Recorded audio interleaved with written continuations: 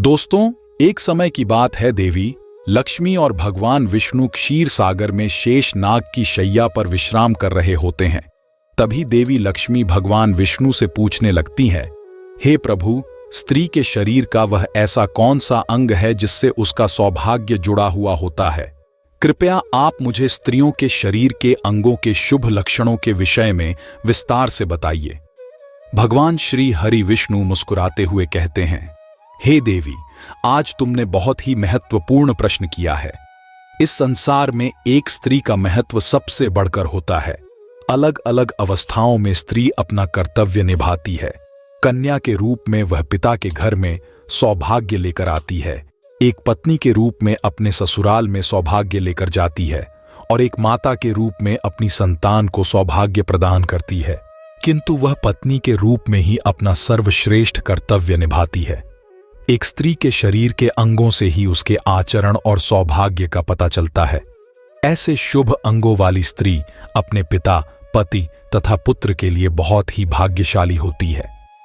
हे देवी, आज तुमने जो प्रश्न किए हैं उन सभी प्रश्नों का उत्तर देने से पूर्व मैं तुम्हें एक महान सती का इतिहास सुनाता हूं। वह सती है दामोदर की पत्नी, जिन्होंने अपने महान त्याग से मुझे प्रसन्न किया था। हे देवी, जो भी मनुष्य इस महान कथा का श्रवण करता है उसके समस्त पापों का और उसकी दरिद्रता का नाश होता है। इसीलिए आप इस कथा को ध्यान से पूरा जरूर सुनना। देवी लक्ष्मी कहती हैं, हे प्रभु, आप मुझे उस महान सती की कथा अवश्य सुनाइए। मैं इस कथा को ध्यानपूर्वक सुनूंगी। भगवान विष्णु कहते हैं, हे देवी, पूर्व काल की बात है। कांची नगर में भक्त दामोदर दास और उनकी पत्नी निवास करते थे। उनके घर में उन दोनों के अलावा अन्य कोई नहीं था। दोनों ही परम दयालु और श्रद्धालु थे। उन दोनों की प्रकृति अत्यंत उदार थी। दोनों ही परम संतोषी और भगवत भक्त थे। दामोदर प्रतिदिन गांव से भिक्षा मांग कर लाते और उनकी पत्नी भोजन बनाया करती थी। यदि उनके द्वार पर कोई अतिथि आता तो वे उसकी सेवा करते। उसे भोजन कराने के बाद ही भोजन किया करते थे। यदि कोई अतिथि नहीं आता तो वे पशु पक्षियों को उनका भाग देकर भगवान का नाम लेकर बड़े ही प्रेम से भोजन का आनंद लेते थे। उनके मन में किसी भी प्रकार का द्वेष और अहंकार नहीं था। उन्हें भिक्षा में जो कुछ भी मिल जाता उसी से वे दोनों संतुष्ट रहा करते थे। अधिक की कामना भी नहीं करते थे। यदि उन्हें भिक्षा भी नहीं मिलती तो भी वे ईश्वर का धन्यवाद करते हुए शांति से जल पीकर सो जाया करते थे। उनके पास असंतोष और अशांति भटक भी नहीं पाती थे। उनके अंदर भगवान के प्रति दृढ़ विश्वास और श्रद्धा थी। इसीलिए उन्होंने कभी अपनी गरीब परिस्थिति के लिए भगवान को नहीं कोसा। फिर एक दिन दामोदर दास भिक्षा मांगने के लिए घर से निकलते हैं। द्वार दवार भटकने पर भी उन्हें किसी ने भिक्षा नहीं दी। उस दिन उन्हें अन्न का एक दाना भी नहीं मिला, जिससे निराश होकर दामोदर दास अपने घर पर आ गए और अपनी पत्नी से कहने लगे, हे प्रिय, आज तो भिक्षा में अन्न का एक दाना भी नहीं मिला है। लगता है आज के दिन भूखा ही सोना पड़ेगा। शायद प्रभु की भी यही इच्छा है। फिर उतने में ही उनके द्वार पर एक अतिथि आ जाता है और द्वार पर खड़ा होकर कहने लगता है, घर में कौन है भैया? मैं अतिथि हूँ और अत्यंत भूखा हूँ। मुझे खाने के लिए कुछ दो। मैं तुम्हारे द्वार पर बड़ी आशा लेकर आया हूँ। दामोदर ने देखा कि द्वार पर एक अत्यंत वृद्ध बूढ़ा व्यक्ति खड़ा है, जो बहुत ही कमजोर और भूखा दिखाई पड़ रहा था। उसे देखकर दामोदर दास ने उन्हें प्रणाम किया और इस प्रकार से कहने लगे, हे स्वामी, पधारिए। इस गरीब के घर पर आपका स्वागत है। इस दास के लिए क्या आज्ञा है? फिर उस बूढ़े साधु ने कहा, हे विप्र, वह मैंने सुना है कि तुम अतिथि का बड़े आदर के साथ स्वागत करते हो तथा उन्हें भोजन प्रदान करते हो। तुम्हारे द्वार से कोई भी प्राणी लौट कर नहीं जाता, इसीलिए मैं तुम्हारे द्वार पर आया हूं। तुम भगवान विष्णु के बड़े भक्त हो, इसीलिए मुझे विश्वास है कि तुम मुझे खाने के लिए कुछ ना कुछ अवश्य दोगे। इसीलिए मैं मुट्ठी भर अन्न पाने के लिए तुम्हारे द्वार पर आया। कृपा करके मेरी भूख मिटाओ। मैं भूख से अत्यंत व्याकुल हो रहा हूँ। कई दिनों से मैंने भोजन नहीं किया है। मेरे अंदर अब चलने फिरने की भी शक्ति नहीं है। यदि मुझे अन्न नहीं मिला तो मैं तुम्हारे द्वार पर ही प्राण त्याग दूंगा। उस बूढ़े साधु के ऐसे वचन सुनकर दामोदर दास को बहुत दुख हुआ। फिर दामोदर दास ने उस बूढ़े साधु को सहारा देते हुए घर के अंदर बुलाया। दामोदर ने अपनी पत्नी से कहा, हे प्रिय, घर पर अतिथि आए हैं, उनके लिए भोजन का प्रबंध करना होगा। यह सुनते ही दामोदर की पत्नी ने कहा, हे स्वामी, घर में मिट्टी की फूटी हुई खाली हांडी के अलावा कुछ नहीं है।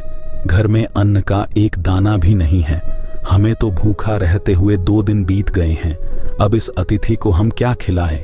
आज भी आप भिक्षा में कुछ भी नहीं लाए हैं। दामोदर कहने लगे, हे प्रिय, यह बूढ़े साधु अत्यंत भूखे हैं चलने में। अपनी पत्नी से कहा, हे प्रिय, घर पर अतिथि आए हैं, उनके लिए भोजन का प्रबंध करना होगा। यह सुनते ही दामोदर की पत्नी ने कहा, हे स्वामी, घर में मिट्टी की फूटी हुई खाली हांडी के अलावा कुछ नहीं है। घर में अन्न का एक दाना भी नहीं है। हमें तो भूखा रहते हुए 2 दिन बीत गए हैं। अब इस अतिथि को हम क्या खिलाएं? आज भी आप भिक्षा में कुछ भी नहीं लाए हैं। दामोदर कहने लगे, हे प्रिय, यह बूढ़े साधु अत्यंत भूखे हैं, चलने में असमर्थ है। यह सौभाग्य से हमारे घर पर पधारे हैं। यदि हम अपने घर पर आए अतिथि की सेवा नहीं करेंगे तो हमें महापाप लगेगा। अतिथि को हम घर से भूखा नहीं भेज सकते। दामोदर की पत्नी मन ही मन भगवान से प्रार्थना करते हुए कहने लगी, हे गोविंद, इतनी कठोर परीक्षा क्यों ले रहे हैं? फिर अगले ही क्षण उस सती के मन में एक योजना आई और वह बड़ी प्रसन्न हुई। उसने अपने पति से कहा, हे नाथ, आप चिंता ना कीजिए, आज अतिथि की सेवा बड़े प्रेम से होगी। आप पड़ोस से कैंची लेकर आइए। यह बात सुनकर दामोदर को आश्चर्य हुआ और वे तुरंत ही दौड़कर गए और पड़ोस से एक कैंची लेकर आ गए और कहने लगे, हे प्रिय, यह लो कैंची, अब बताओ इससे अतिथि की सेवा कैसे होगी? दामोदर की पत्नी ने कहा, हे स्वामी, आप इस कैंची से मेरे केश काट लीजिए। ये बात सुनते ही दामोदर अचानक से चौंक गए और कहने लगे, हे देवी, स्त्री के केश ही उसके सबसे बड़े आभूषण होते हैं। केश के बिना स्त्री का सौभाग्य और चरित्र भी नष्ट हो जाता है। स्त्री के लंबे केश ही उसकी सुंदरता के प्रतीक होते हैं। मैं यह पाप नहीं कर सकता। दामोदर की पत्नी ने जोर देते हुए कहा, हे स्वामी, आप चिंता ना कीजिए, शायद यही प्रभु की इच्छा है। आप निसंकोच होकर केश काटिए। फिर दामोदर ने कांपते हुए हाथों से चारों ओर के केश छोड़कर बीच के सारे केश काट लिए। दामोदर की पत्नी ने उन केशों को लेकर उनसे एक डोरी बना दी और कहा, हे स्वामी, आप इस डोरी को लेकर बाजार में जाइए और इसे बेचकर भोजन की सामग्री लेकर आइए। फिर दामोदर दास उस डोरी को लेकर बाजार गए। सौभाग्य से वह डोरी तुरंत ही बिक गई। उसे प्राप्त धन से दामोदर ने चावल, दाल, आटा, घी, चीनी और सब्जी आदि सभी आवश्यक सामग्री खरीद ली और उसे लेकर बड़ी ही प्रसन्नता से लौटकर घर आ गए। फिर दामोदर की पत्नी ने बड़ी शुद्धता और प्रेम से रसोई बनाई। उन्होंने घर आए उस बूढ़े अतिथि को आसन पर बड़े आदर और प्रेम के साथ बिठाया। उस साधु को बूढ़ा समझकर दामोदर की पत्नी ने उसे थोड़ा ही भोजन परोसा, किंतु वह साधु तो बड़ा ही विचित्र था। जब उस साधु ने भोजन करना शुरू किया तो कुछ ही क्षणों में उसने परोसे हुए भोजन को खाकर समाप्त कर दिया। उस सती ने फिर से थोड़ा भोजन परोस दिया। थोड़ा थोड़ा करते हुए उस साधु ने दामोदर की पत्नी ने बनाई हुई सारी रसोई खा ली और फिर अपने पेट पर हाथ रखते हुए कहने लगा, तुम दोनों की सेवा से मैं बहुत प्रसन्न हुआ। आज अनेक दिनों बाद मुझे इतना भोजन प्राप्त हुआ है। तुम्हारे बारे में जो कुछ भी सुना था वह सत्य ही था। आज मेरी तृप्ति हुई है, किंतु मेरा शरीर बहुत बूढ़ा हो गया है। आज मेरे लिए चलना संभव नहीं है, इसीलिए मैं आज के दिन आपके घर पर ही विश्राम करता हूँ। शाम को केवल 1 डी चावल से काम चल जाएगा उस साधु के द्वारा।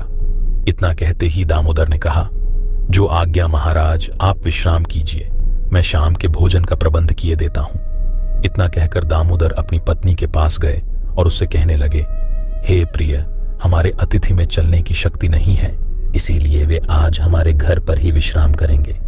किंतु अब संध्या के भोजन का क्या होगा? संध्या को भोजन हम कहाँ से बनाएंगे? यह सुनते ही ददर की पत्नी ने कहा, हे स्वामी, चिंता की क्या बात है? मेरे केश अभी भी बाकी हैं, आप फिर से मेरे केश बेचकर बाजार से सामग्री लेकर आइए। अब फिर से कैंची चली। सती के केश टूटे और उससे रस्सी बनी। दामोदर फिर से उस रस्सी को लेकर बाजार में गया। सौभाग्य से वह भी बिक गई और उसने उस धन से भोजन की सामग्री खरीद ली और लेकर घर लौटकर आ गया। दामोदर की पत्नी ने शाम का भोजन बनाया और उन्होंने अतिथि को आदर से पर बिठाया और भोजन परोसा। अतिथि ने थोड़ा थोड़ा करते करते एक एक चावल छट कर लिया और देखते ही देखते सारा भोजन खा लिया। फिर वह बूढ़ा अतिथि कहने लगा, अरे भाई, आज बहुत थक गया हूं, रात के लिए यहीं पर सो जाता हूं, सुबह उठकर चला जाऊंगा। यह सुनकर दामोदर ने कहा, ठीक है महाराज, आपकी जैसी इच्छा, आप आज हमारे घर पर ही विश्राम कीजिए। वह बूढ़ा अतिथि दामोदर के घर पर ही विश्राम करने लगा। दामोदर और उसकी पत्नी दोनों ही उस अतिथि की सेवा करने लगे, उनके चरण दबाने लगे। चरण दबाते दबाते रात बीतने लगी। वह अतिथि भी सो गए। वे बड़े ही विलक्षण साधु थे। असलियत में तो वे तीनों लोकों के स्वामी थे, किंतु उन्हें उस दामोदर के घर पर पत्तों के बिस्तर पर सोकर अपार शांति और सुख की अनुभूति हो रही थी। साक्षात भगवान विष्णु ही वृद्ध का वेश धारण करके दामोदर के घर पर विश्राम कर रहे थे। उन साधु महात्मा को सोता हुआ देखकर दामोदरी आवाज में अपनी पत्नी से कहने लगे, हे प्रिय बाबा, बहुत बूढ़े हैं, इनका शरीर बहुत ही कमजोर है, शायद कल सवेरे भी इनसे चला नहीं जाएगा। कल मैं सुबह जल्दी उठकर भिक्षा मांगने के लिए चला जाता हूँ और हम साधु बाबा को भोजन खिलाकर उनकी सेवा करेंगे। आंख बंद किए हुए उन साधु बाबा ने दामोदर की यह बात सुन ली। उन दोनों पति पत्नी का त्याग और उनका अतिथि प्रेम देखकर संपूर्ण विश्व का पालन करने वाले भगवान विष्णु की आंखें भर आई। श्री हरि तो भक्त वत्सल है, वे जो भी लीला रचते हैं उसमें उनके भक्तों का ही कल्याण होता है। पैर दबाते दबाते वे दोनों ही पति पत्नी साधु बाबा के चरणों के पास ही सो गए। फिर साधु बाबा ने उस दामोदर की पत्नी के सिर पर हाथ फेर दिया। हाथ फेरते ही उस सती के सिर पर काले घने और लंबे बाल उग आए। फिर उन्होंने दामोदर के शरीर पर हाथ फेर दिया, जिससे दामोदर स्वस्थ तथा अत्यंत पवित्र हो गए। भगवान ने दामोदर की झोपड़ी में दृष्टि घुमाई तो वह उसी क्षण में एक विशाल काय महल में बदल गई। उस महल में अनंत रत्न सुवर्ण माणिक मोती एकत्रित हो गए और फिर भगवान बोले, हे सती, तुम्हारी भक्ति और समर्पण से मैं अत्यंत प्रसन्न हूँ। आजीवन तुम दोनों अपनी साधना पूरी करके वैकुंठ लोक जाओगे। मैं छाया की तरह सदैव तुम दोनों के साथ रहूंगा। इतना कहकर भगवान विष्णु उस स्थान से अंतर्ध्यान हो गए। कुछ देर बाद जब दामोदर की पत्नी की नींद खुली तो वहां का नजारा देखकर वह आश्चर्यचकित हो गई। कल की सारी घटना उसको याद थी। अचानक से केस कैसे उगाए, यह दुर्लभ वस्त्र आभूषण अचानक कहां से आ गया। उसने तुरंत ही अपने पति को जगाया। जब दामोदर ने यह सब चमत्कार देखा तो उसे भी अपनी आंखों पर विश्वास नहीं हुआ। वे दोनों ही एक दूसरे की ओर देखकर सोच में पड़ गए। फिर दामोदर ने अपनी पत्नी से कहा, हे प्रिय, कल हमारे घर पर आए हुए वह बूढ़े साधु कहां पर गए? दोनों ने उन साधु महात्मा को चारों ओर देखा, लेकिन वे उन्हें कहीं पर भी दिखाई नहीं पड़े। दामोदर ने हर्ष से प्रफुल्लित होकर अपनी पत्नी से कहा, हे प्रिय, वे कोई सामान्य अतिथि नहीं थे, वे साक्षात करुण सिंधु भगवान विष्णु ही थे। ये सारी विभूति सुदामा की तरह ही उन्होंने हमें भी प्रदान की है। हम दोनों ही उन्हें समझ नहीं पाए। भगवान विष्णु कहने लगे, हे देवी, इस प्रकार से दामोदर की पत्नी ने एक स्त्री के सबसे महत्वपूर्ण आभूषण का त्याग करके अपनी भक्ति की परीक्षा दी। एक स्त्री के लिए उसके केश सबसे महत्वपूर्ण आभूषण है। केश गंगा के समान पवित्र है। स्त्री के बाल लंबे होने से उसे सौभाग्य की प्राप्ति होती है। जिस स्त्री की हाथ की उंगलियां गोल, लंबी, पतली व मिलाने पर छेद रहित, कोमल तथा लाल रंग की हो, वह सुख व भोग पाने वाली होती है। जिसके नाखून लाल, कोमल, ऊंचे और चिकने हो, वह ऐश्वर्य प्राप्त करती है। जिस स्त्री के गर्दन में 4 अंगुल नाप की साफ 3 रेखाएं हो, तो वह गहनों से सजी रहती है। जिस स्त्री की भोह ऊंची, कोमल, सूक्ष्म आपस में मिली हुई, वह धनुष के समान है, वह भी सुख व सौभाग्य देने वाली होती है। भगवान विष्णु के अनुसार यदि किसी महिला का चेहरा गोल होता है और उसकी नाभि दाईं ओर झुकी हुई है, वह आगे जाकर भाग्यशाली होती है और प्रसिद्धि प्राप्त करती है। तो दोस्तों, इस प्रकार से भगवान विष्णु ने देवी लक्ष्मी को स्त्री के लंबे बालों का महत्व बताया है। उम्मीद है आपको यह जानकारी अच्छी लगी होगी। वीडियो को लाइक जरूर करें, कमेंट में जय श्री हरि विष्णु, जय मां लक्ष्मी जरूर लिखें। साथ ही चैनल को सब्सक्राइब करें। आप सभी का धन्यवाद।